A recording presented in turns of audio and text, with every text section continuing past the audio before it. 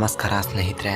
ದೇವರು ನಮ್ಮನ್ನು ಕಾಪಾಡಲು ಅಥವಾ ಸರಿಯಾದ ದಾರಿಯಲ್ಲಿ ನಡೆಸಲು ಎಲ್ಲ ಸನ್ನಿವೇಶಗಳಲ್ಲಿ ಬರಲು ಆಗುವುದಿಲ್ಲ.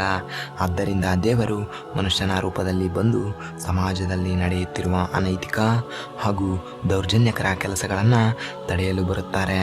ಹಾಗೂ ಹಲವಾರು ಜನ ಆ ರೀತಿಯಲ್ಲಿ ಬಂದಿದ್ದರು ಎಂದು ನಮಗೆ ನಮ್ಮ ಪೂರ್ವಜರು ಹಾಗೂ ನಮ್ಮ ಹಿಂದಿನ ಗ್ರಂಥಗಳು, ಕಥೆಗಳು ಇವನ್ನೆಲ್ಲ ಸಾರಿ ಹೇಳುತ್ತವೆ. ಅಂತಹ ದೇವ ಪುರುಷರ ಪೈಕಿ ಒಬ್ಬರ ಬಗ್ಗೆ ಈ ವಿಡಿಯೋದಲ್ಲಿ ತಿಳಿದುಕೊಳ್ಳೋಣ ಸ್ನೇಹಿತರೆ. ಹಾಗಾದರೆ ಅವರು ಯಾರು ಎಂದು ಕೇಳಿದರೆ, ಇಂದಿಗೂ ಎಲ್ಲರ ಮನೆಗಳಲ್ಲಿ ನೆಲೆಸಿರುವ ಪೂಜ್ಯ ಶ್ರೀ ಗುರುಕೊಟ್ಟೂರೇಶ್ವರ ಸ್ವಾಮಿ. ಹೌದು ಸ್ನೇಹಿತರೆ, ಇಂದಿನ ವಿಡಿಯೋದಲ್ಲಿ ಶ್ರೀ ಗುರುಕೊಟ್ಟೂರೇಶ್ವರ ಸ್ವಾಮಿಯ ಹಿಂದಿನ ಚರಿತ್ರೆ ಹಾಗೂ ಆತನ ಪವಾಡದ ಬಗ್ಗೆಯೂ ಈ ವಿಡಿಯೋದಲ್ಲಿ ತಿಳಿದುಕೊಳ್ಳೋಣ. ಈ ವಿಡಿಯೋ ತುಂಬ ಇಂಟ್ರೆಸ್ಟಿಂಗ್ ಆಗಿ ಇರುತ್ತದೆ. ಆದ್ದರಿಂದ ನಮ್ಮ ಚಾನಲ್ಗೆ ಬೇಗನೆ ಸಬ್ಸ್ಕ್ರೈಬ್ ಮಾಡಿಕೊಳ್ಳಿ ಸ್ನೇಹಿತರೆ. ಭಕ್ತರು ಬೇಡಿದ್ದೆಲ್ಲವನ್ನ ನೀಡುವ ಊರು ಎಂದು ಖ್ಯಾತವಾಗಿರುವ ಶ್ರೀ ಕ್ಷೇತ್ರ ಕೊಟ್ಟೂರಿನಲ್ಲಿ ಕೊಟ್ಟೂರೇಶ್ವರ ಸ್ವಾಮಿಗಳು ಜೀವಂತ ಸಮಾಧಿಯಾಗಿದ್ದಾರೆ. ಹಾಗೂ ಈಗಿನ ಕೊಟ್ಟೂರನ್ನು ಹಿಂದೆ ಶಿಖಪುರಿ ಎಂದು ಕರೆಯಲಾಗುತ್ತಿದ್ದಂತೆ ಶ್ರೀ ಗುರು ಕೊಟ್ಟೂರೇಶ್ವರ ಸ್ವಾಮಿಗಳು ತಮಿಳುನಾಡಿನಿಂದ ಸಂಚರಿಸಿ ಎಡದೂರಿನ ಶ್ರೀಗಳ ಬಳಿ ಜ್ಞಾನದ ದೀಕ್ಷೆಯನ್ನು ಪಡೆದು ನಂತರ ಕೊಟ್ಟೂರು ಕ್ಷೇತ್ರಕ್ಕೆ ಬಂದು ಜೀವಂತ ಸಮಾಧಿಯಾಗಿದ್ದಾರೆ ಎಂದು ಅಲ್ಲಿನ ಸ್ಥಳೀಯರು ಹೇಳುತ್ತಾರೆ. ಈ ಕ್ಷೇತ್ರದಲ್ಲಿ ಮೂಡ್ಕಾಲು ಮಠ, ತೊಟ್ಟಿಲು ಮಠ, ಗಚ್ಚಿನ ಮಠ, ಹಿರೇಮಠ ಮತ್ತು ಮರಿಕೊಟ್ಟೂರೇಶ್ವರ ಮಠ ಎಂದು ಪುಣ್ಯ ಮಠಗಳಿವೆ. ಹಾಗೂ ಸ್ನೇಹಿತರೆ, ಇನ್ನೊಂದು ಇಂಟ್ರೆಸ್ಟಿಂಗ್ ವಿಷಯ ಏನಂದರೆ, ತೊಟ್ಟಿಲು ಮಠಕ್ಕೆ ಹೋಗಿ ಅಲ್ಲಿರುವ ತೊಟ್ಟಿಲನ್ನು ತೂಗಿ ಬರೋದ್ರಿಂದ ಸಂತಾನ ಪ್ರಾಪ್ತವಾಗುತ್ತದೆ ಎಂದು ಹೇಳಲಾಗುತ್ತದೆ. ಇನ್ನೊಂದು ಗಚ್ಚಿನ ಮಠದಲ್ಲಿ ಗುರುಗಳ ಗದ್ದುಗೆ ಇದ್ದು ರುದ್ರಾಕ್ಷಿ ಮಾಲೆಯನ್ನು ಧರಿಸಿ ತಲೆಯಲ್ಲಿ ಬಂಗಾರದ ಕಿರೀಟವನ್ನು ಹೊಂದಿ ಕೇಸರಿ ಬಣ್ಣದ ವಸ್ತ್ರದಿಂದ ಗುರುಕೊಟ್ಟೂರೇಶ್ವರರು ಭಕ್ತರಿಗೆ ದರ್ಶನವನ್ನು ನೀಡುತ್ತಿದ್ದಾರೆ. ಇಲ್ಲಿಗೆ ಒಂದು ಏನನ್ನಾದರೂ ಕೇಳಿಕೊಂಡ್ರೆ ಶ್ರೀ ಕೊಟ್ಟೂರೇಶ್ವರ ಸ್ವಾಮಿ ಅದಕ್ಕೆ ಇಲ್ಲ ಎನ್ನದೆ ಕೇಳಿದ್ದೆಲ್ಲವನ್ನು ವರವಾಗಿ ನೀಡುತ್ತಾರೆ ಎನ್ನುವುದು ಇಲ್ಲಿಗೆ ಬರುವ ಭಕ್ತರ ನಂಬಿಕೆಯಾಗಿದೆ. ಸಾಮಾನ್ಯವಾಗಿ ಮೂಲ ನಕ್ಷತ್ರದಂದು ಯಾವ ಕೆಲಸಗಳನ್ನು ಮಾಡಬಾರದು ಎಂಬ ಪ್ರತೀತಿಗಳು ನಮಗೆ ಸಾಕಷ್ಟು ಸಲ ಎಲ್ಲ ಪುಣ್ಯ ಸ್ಥಳಗಳಲ್ಲಿ ಕೇಳಿಬರುತ್ತದೆ. ಆದರೆ ಕೊಟ್ಟೂರಿನಲ್ಲಿ ಪ್ರತಿ ವರ್ಷ ಫೆಬ್ರವರಿ ತಿಂಗಳಲ್ಲಿ ನಡೆಯುವ ಶ್ರೀ ಗುರು ಕೊಟ್ಟೂರೇಶ್ವರ ರಥವು ಈ ಮೂಲ ನಕ್ಷತ್ರದ ಗಳಿಗೆ ಬರುವವರೆಗೂ ಕೂಡ ರಥವು ಎಷ್ಟು ಎಳೆದರೂ ಸಹ ಒಂದೇ ಒಂದು ಹೆಜ್ಜೆಯೂ ಸಹ ಮುಂದೆ ಬರುವುದಿಲ್ಲ.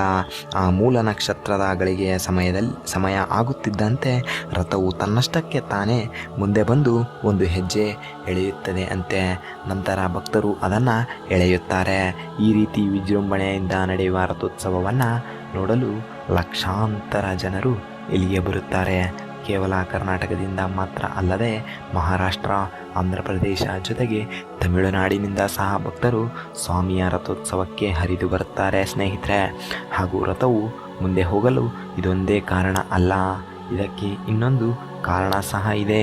ಅದೇನೆಂದರೆ, ರಥೋತ್ಸವದ ದಿನ ಕೊಟ್ಟೂರು ಕ್ಷೇತ್ರದಲ್ಲಿ ದಲಿತರ ಮನೆಯಲ್ಲಿ ಆಕಳು ಕರುವಿಗೆ ಜನ್ಮ ನೀಡುತ್ತದೆ.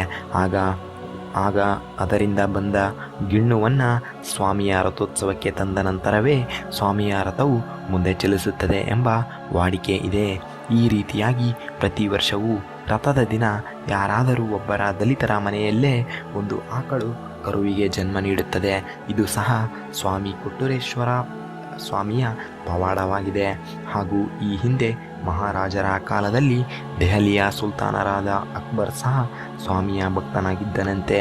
ಹಾಗೂ ಈತನು ಸ್ವಾಮಿಯ ಕ್ಷೇತ್ರಕ್ಕೆ ಬಂದು ಸ್ವಾಮಿಗೆ ಮಂಚವನ್ನು ಹಾಗೂ ಒಂದು ಖಡ್ಗವನ್ನು ದಾನವಾಗಿ ನೀಡಿದ್ದನಂತೆ ಎಂದು ಇಲ್ಲಿನ ಸ್ಥಳ ಪುರಾಣಗಳು ಹೇಳುತ್ತವೆ. ಹಾಗೂ ಆ ಮಂಚವನ್ನು ಹಾಗೂ ಖಡ್ಗವನ್ನು ಇಂದಿಗೂ ನಾವು ಸ್ವಾಮಿಯ ಮಠದಲ್ಲಿ ನೋಡಬಹುದಾಗಿದೆ ಸ್ನೇಹಿತರೆ. ಹಾಗೂ ಸ್ವಾಮಿಯ ದರ್ಶನಕ್ಕೆ ಬರುವ ಭಕ್ತಾದಿಗಳಿಗೆ ಪ್ರತಿದಿನವೂ ಸಹ ಅನ್ನದಾಸೋಹವನ್ನು ಮಾಡಲಾಗುತ್ತದೆ. ಹಾಗೂ ಸ್ನೇಹಿತರೆ, ಪ್ರತಿ ವರ್ಷವೂ ಫೆಬ್ರವರಿ ತಿಂಗಳಲ್ಲಿ ನಡೆಯುವ ರಥೋತ್ಸವದಂತೆ ಈ ಬಾರಿಯೂ ಸಹ ಫೆಬ್ರವರಿ ತಿಂಗಳಲ್ಲೇ ನಡೆಯಲಿದೆ.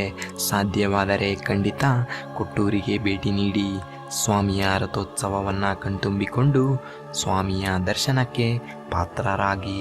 ಸ್ನೇಹಿತರೆ, ನೀವು ಈ ಕ್ಷೇತ್ರಕ್ಕೆ ಭೇಟಿ ನೀಡಬೇಕಂದ್ರೆ ನಿಮಗೆ ಸುಲಭ ಸಾರಿಗೆ ವ್ಯವಸ್ಥೆ ಇದೆ.